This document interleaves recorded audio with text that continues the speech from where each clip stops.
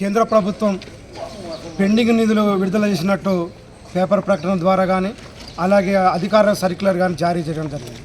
దాంట్లో భాగంగా మా పాతాలపాడు గ్రామ పంచాయతీకి క్రీడా ప్రాంగణానికి కలెక్టర్ గారు ఇది వినయ్ కుమార్ రెడ్డి గారు నాకు 5 సార్లు సోకాజ్ నోటీస్ ఇచ్చాడు. క్రీడా ప్రాంగణం చేయకపోతే నాకు సోకాజ్ నోటీస్ సస్పెండ్ చేస్తా అని చెప్పి కలెక్టర్ గారు 5 సార్లు సోకాజ్ నోటీస్ ఇస్తే సోకాజ్ నోటీస్ ఆధారంగా నేను క్రీడా ప్రాంగణాన్ని చేసి క్రీడా ప్రాంగణానికి చుట్టూ స్తంభాలు వేసి ఫినిషింగ్ చేసి అలాగే బతుకమ్మ ఘాటు అని అభివృద్ధి పనులకు నాకు 12,66,000 రూపాయలు రావాలి.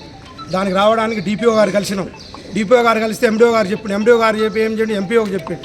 ఎంపీడీఓ ఏమన్నాడు, ఎంపీఓ చెప్తే కార్యదర్శి మాకేం సంబంధం లేదు, మాకు ఆర్డర్ రావాలి, ఆర్డర్ కాపీ వస్తేనే మేము డబ్బులు ఇస్తాం, లేకపోతే ఇవ్వలేమని చెప్పేసి. ఇది మా పరిస్థితి చాలా దయనీయంగా ఉంది. అప్పుల బాధలు అప్పులో ఇంటి చుట్టూ తిరుగుతారు, చాలా ఇబ్బందులు అవుతున్నాయి. కలెక్టర్ గారిని కలిసి కలెక్టర్ గారు మాకు ఇవ్వకపోతే మేము ప్రతిరోజు ఇది మాకేదో ఒక ఆధారంగా మాకు బిల్లులు ఇచ్చేటట్టు చూపించాలని చెప్పేసి